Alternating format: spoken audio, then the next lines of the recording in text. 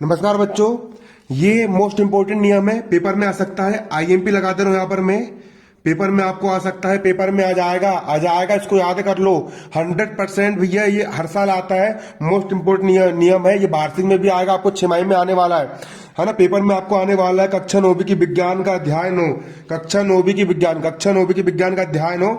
गति के दूसरे नियम का उपयोग करके बल त्वरण के बीच संबंध F बराबर ma की व्युत्पत्ति कीजिए। गति के दूसरे नियम का उपयोग करके, गति का दूसरा नियम, कौन सा नियम? गति का दूसरा नियम, गति का दूसरा नियम, गति का दूसरा नियम, गति के दूसरे नियम का उपयोग करके, किसका उपयोग करके? गति के दूसरे नियम का उपयोग करके, गति का दूसरा नियम का उपयोग करके बल और त्वरण के बीच संबंध F बराबर ma की व्युत्पत्ति कीजिए। आपको F बराबर ma की व्युत्पत्ति करना है, मोस्ट इंपोर्टेंट। देखिए, माना कोई एम द्रव्यमान का पिंड, एक पिंड है, पिंड का मतलब होता है कोई भी वस्तु, उसका वजन कितना है? एम द्रव्यमान है। माना कोई एम द्रव्यमान का पिंड u वेग से गतिमान है ना, है ना, क्लियर।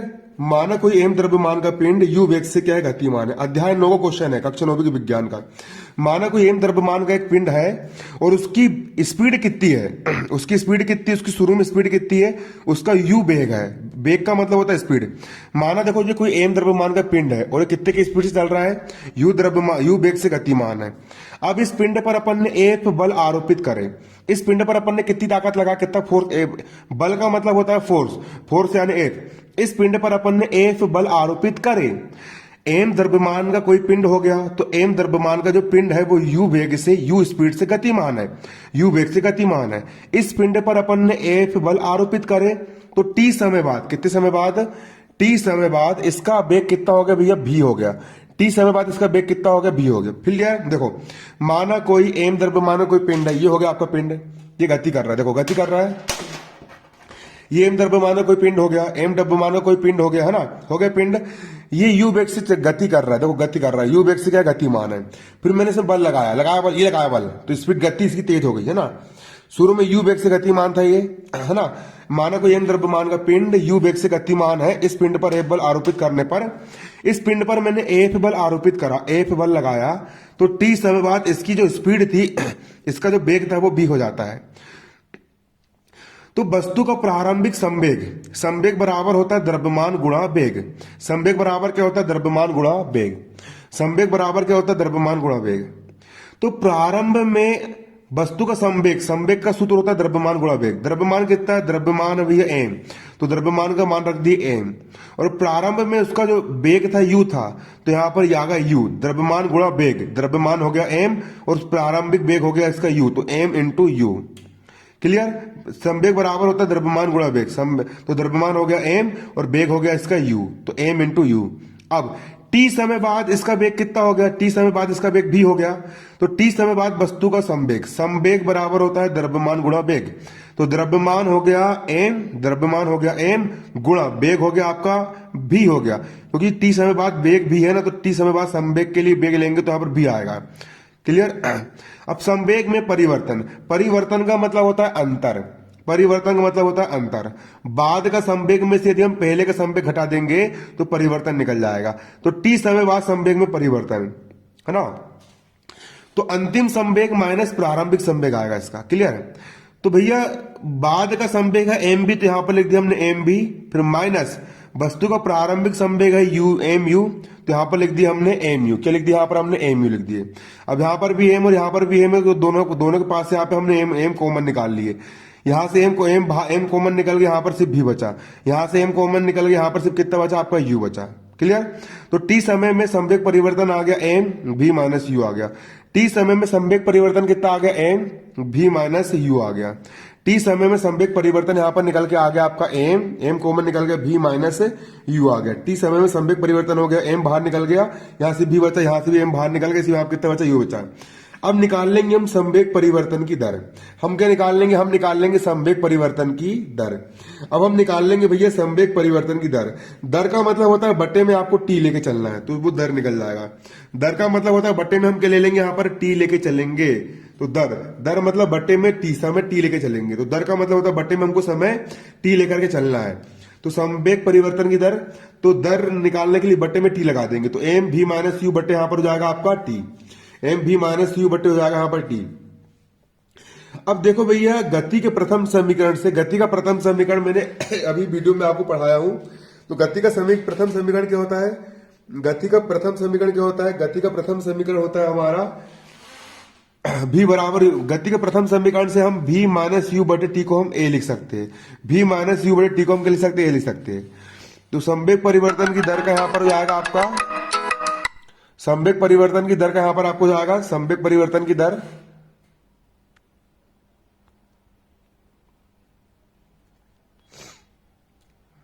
एरोप्लेन मोड कहाँ यार, पागल फोन लगा रहे थे। देखो समझना, संवेग परिवर्तन की दर कहां पर जाएगा आपका? संवेग परिवर्तन की दर, संवेग परिवर्तन की दर का जाएगा यहां पर, संवेग परिवर्तन बराबर का हो गया, बराबर एम का हो गया एम। अब v माइनस यू बटे टी को हम a लिख सकते, कहां से? गति के प्रथम समीकरण से। तो v माइनस यू बटे टी, इतने पूरे के स्थान पर यहां पर मैंने a लिख दिया, m का हो गया m, और इतना पूरा v माइनस यू बटे टी, v माइनस यू बटे टी को a लिख सकते, तो यहां पर मैंने क्या लिख दिया? इसको a लिख दिया। तो संवेग परिवर्तन की दर बराबर हो गया m इंटू a, संवेग परिवर्तन की दर बराबर क्या हो गया? m into a। अब देखिए, गति का, न्यूटन के गति का द्वितीय नियम ये बोलता है, न्यूटन के गति का द्वितीय नियम ये बोलता है कि जो बल होता है वो संवेग परिवर्तन की दर के समानुपाती होता है। न्यूटन की गति का द्वितीय नियम बोलता है कि जो बल होता है वो संवेग परिवर्तन की दर के समानुपाती होता है। न्यूटन की गति का दूसरा नियम क्या है? न्यूटन की गति का दूसरा नियम यहाँ पर यह है कि किसी वस्तु पर लगाया गया बल, किसी वस्तु पर लगाया गया बल संवेग परिवर्तन की दर के समानुपाती होता है ना? क्लियर? न्यूटन की गति का दूसरा नियम होता है कि किसी वस्तु पर लगाया गया बल संवेग परिवर्तन की दर के क्या होता है? समानुपाती होता है। तो बल का मतलब होता है फोर्स का मतलब F, तो बल हो जाएगा आपका F, समानुपाती होगा समानुपाती, और संवेग परिवर्तन की दर, और संवेग परिवर्तन की दर का मान यहाँ पर m इंटू ए दिया है, तो संवेग परिवर्तन की दर का मान रख देंगे यहाँ पर हम m इंटू ए, क्योंकि न्यूटन की गति का दूसरा नियम यही बोलता है ना। न्यूटन की गति का दूसरा नियम पेपर में आपको आ सकता है। तो न्यूटन की गति का दूसरा नियम भी यहाँ पर समझाया था मैं आपको। देखो ये पहले ये समझो, ये नियम है ना, पेपर में आएगा आपको। न्यूटन की गति का दूसरा नियम लिखिए, न्यूटन की गति का द्वितीय नियम क्या है? तो न्यूटन की गति का द्वितीय नियम जो बोलता है किसी वस्तु पर लगाया गया बल, जब हम देखो ये वस्तु रखी है, इस वस्तु पर मैंने बल लगाया, ये लगाया मैंने बल, क्लियर? तो किसी वस्तु पर लगाया गया बल, बल का मतलब ताकत, किसी वस्तु पर लगाया गया बल उस वस्तु की सहती एवं उसमें उत्पन्न त्वरण के गुणनफल के समानुपाती होता है ना? किसी वस्तु पर लगाया गया बल उसकी द्रव्यमान और त्वरण के गुणनफल के समानुपाती होता है। किसके? द्रव्यमान और त्वरण के गुणनफल के समानुपाती होता है।